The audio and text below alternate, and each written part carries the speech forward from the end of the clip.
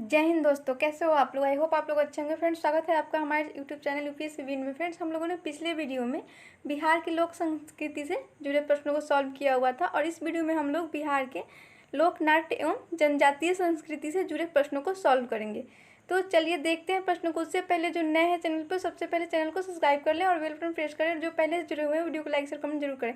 चलिए देखते हैं प्रश्न को। पहला प्रश्न है हमारा, निम्न में से किस लोक नाट्य की प्रस्तुति श्रावण मास से कार्तिक के शुक्ल पक्ष में की जाती है। तो चलिए ऑप्शन देखते हैं। पहला ऑप्शन है मंजरी, दूसरा है कजरी, तीसरा है जटिन और चौथा ऑप्शन है समा चकेवा।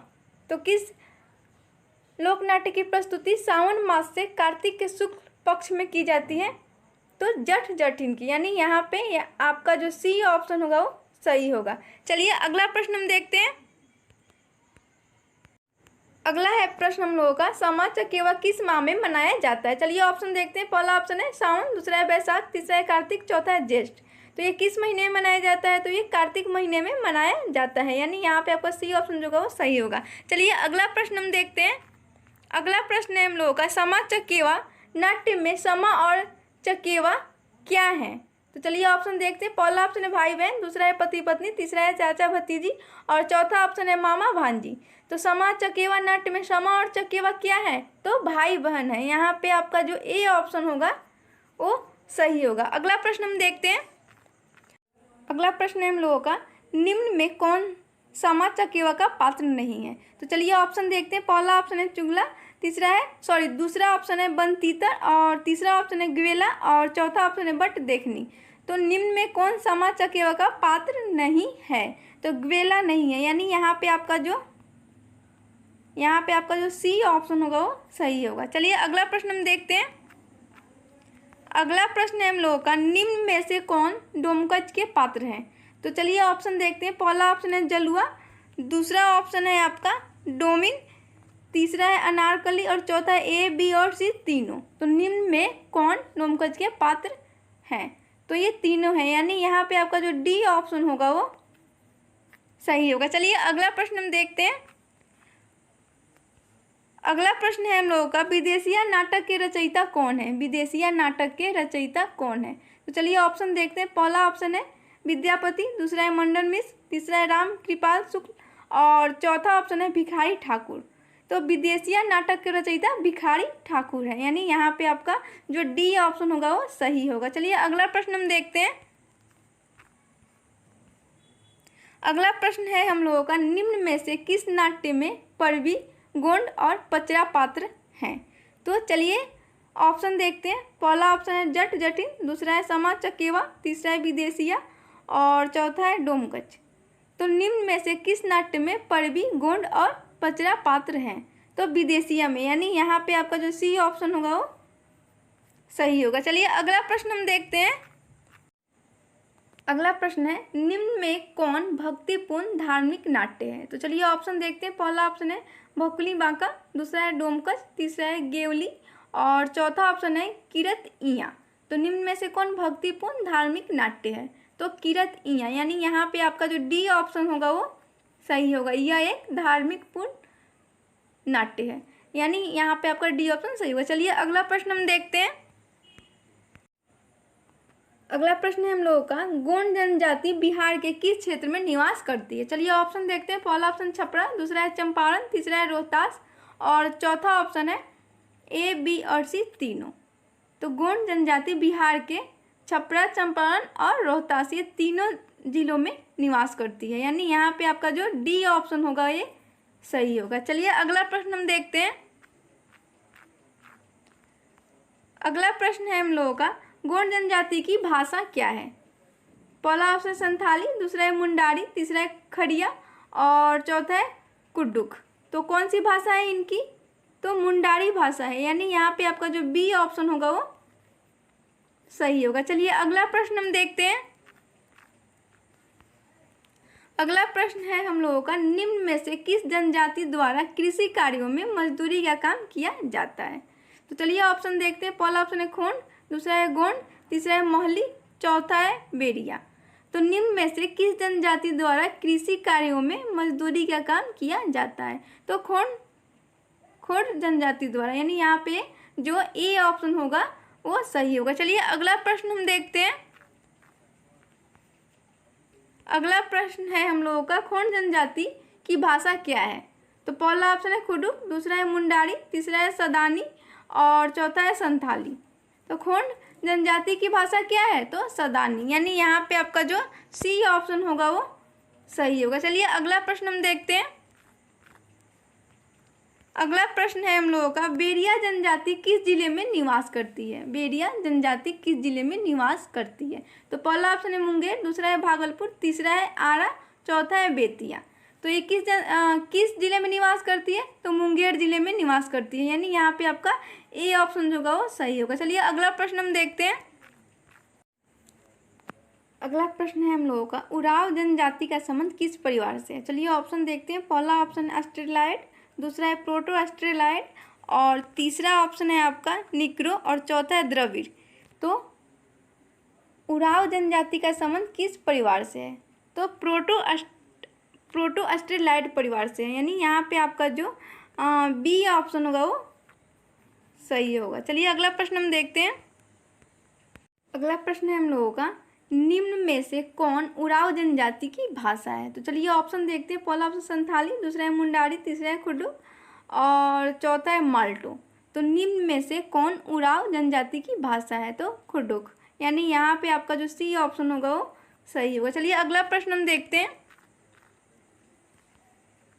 अगला प्रश्न है हम लोगों का, बिहार के किस जिले में संथाल जनजाति निवास करती है? तो चलिए ऑप्शन देखते हैं। पहला ऑप्शन है आपका पूर्णिया, दूसरा है भागलपुर, तीसरा है सहरसा और चौथा है ए, बी और सी तीनों। तो बिहार के किस जिले में संथाल जनजाति निवास करती है? तो इन तीनों जिलों में संथाल जनजाति निवास करती है, यानी आपका डी ऑप्शन जो होगा वो सही होगा। चलिए अगला प्रश्न हम देखते हैं।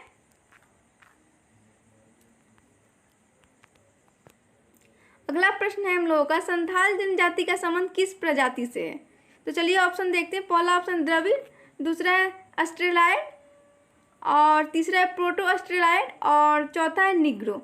तो संथाल जनजाति का संबंध किस प्रजाति से है? तो प्रोटो ऑस्ट्रेलाइड प्रजाति से है, यानी यहाँ पे आपका जो सी ऑप्शन होगा वो सही होगा। चलिए अगला प्रश्न हम देखते हैं।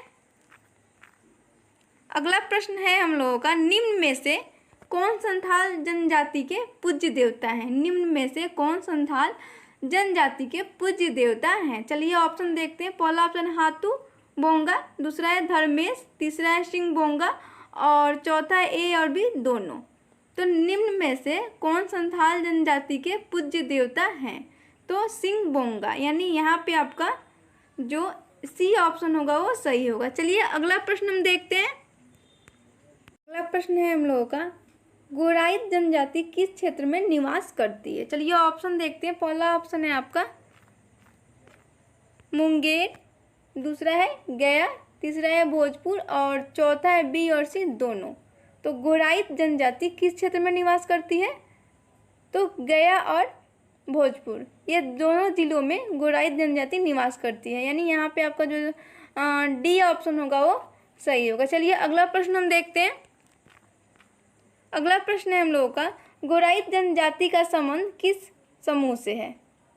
तो चलिए ऑप्शन देखते हैं। पहला ऑप्शन है प्रोटो ऑस्ट्रेलाइड, दूसरा है निग्रो से, तीसरा है द्रविड़ से और चौथा है ऑस्ट्रेलाइड से।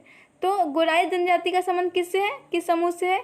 तो निग्रो से है, यानी यहाँ पे आपका जो बी ऑप्शन होगा वो सही होगा। चलिए अगला प्रश्न हम देखते हैं। अगला प्रश्न है हम लोगों का, निम्न में से कौन जनजाति झारखंड के पलामू क्षेत्र में निवास करती है? निम्न में से कौन जनजाति झारखंड के पलामू क्षेत्र में निवास करती है? चलिए ऑप्शन देखते हैं। पहला ऑप्शन है कोरा, दूसरा है गोराइत, तीसरा है चेरो और चौथा है मोहली। तो निम्न में से कौन जनजाति झारखंड के पलामू क्षेत्र में निवास करती है? तो चेरो जनजाति, यानी यहाँ पे आपका जो सी ऑप्शन होगा वो सही होगा। चलिए अगला प्रश्न हम देखते हैं। अगला प्रश्न है हम लोगों का, निम्न में से कौन जनजाति स्वयं को क्षत्रिय और चौहान वंशीय राजपूत मानती है? तो चलिए ऑप्शन देखते हैं। पहला ऑप्शन है चेरो, दूसरा है गोंड, तीसरा है कोरवा और चौथा ऑप्शन है खैरवाड़। तो निम्न में से कौन जनजाति स्वयं को क्षत्रिय और चौहान वंशीय राजपूत मानती है? तो चेरो जनजाति, यानी यहाँ पे आपका जो ए ऑप्शन होगा वो सही होगा। चलिए अगला प्रश्न हम देखते हैं। अगला प्रश्न है हम लोगों का, बिहार में कोरा जनजाति का निवास स्थान कौन सा जिला है? बिहार में कोरा जनजाति का निवास स्थान कौन सा जिला है? तो चलिए ऑप्शन देखते हैं। पहला ऑप्शन है जुमई, दूसरा है कटिहार, तीसरा है मुंगेर और चौथा है ए, बी और सी तीनों। तो बिहार में ये जो तीनों जिला है ये कोरा जनजाति का निवास स्थान है, यानी यहाँ पे आपका जो डी ऑप्शन होगा वो सही होगा। चलिए अगला प्रश्न हम देखते हैं। अगला प्रश्न है हम लोगों का, कोरा जनजाति की भाषा निम्न में से कौन है? कोरा जनजाति की भाषा निम्न में से कौन है? तो चलिए ऑप्शन देखते हैं। पहला ऑप्शन है माल्टू, दूसरा है मुंडारी, तीसरा है खुडुक और चौथा है खड़िया। तो कौन सी भाषा है कोरा जनजाति की? तो मुंडारी भाषा है, यानी यहाँ पे आपका जो बी ऑप्शन होगा वो सही होगा। चलिए अगला प्रश्न हम देखते हैं। अगला प्रश्न है हम लोगों का, बिहार के किस जिले में मुंडा जनजाति निवास करती है? बिहार के किस जिले में मुंडा जनजाति निवास करती है? तो चलिए ऑप्शन देखते हैं। पहला ऑप्शन है सासाराम, दूसरा है बक्सर, तीसरा है रोहतास और चौथा ऑप्शन है आपका बी और सी दोनों। तो बिहार के किस जिले में मुंडा जनजाति निवास करती है? तो बक्सर और रोहतास, ये दोनों जिलों में मुंडा जनजाति निवास करती है, यानी यहाँ पे आपका जो डी ऑप्शन होगा वो सही होगा। चलिए अगला प्रश्न हम देखते हैं। अगला प्रश्न है हम लोगों का, मुंडा जनजाति की भाषा कौन है? तो चलिए ऑप्शन देखते हैं। पहला ऑप्शन है माल्टू, दूसरा है मगधी, तीसरा है मुंडारी और चौथा है मडिया।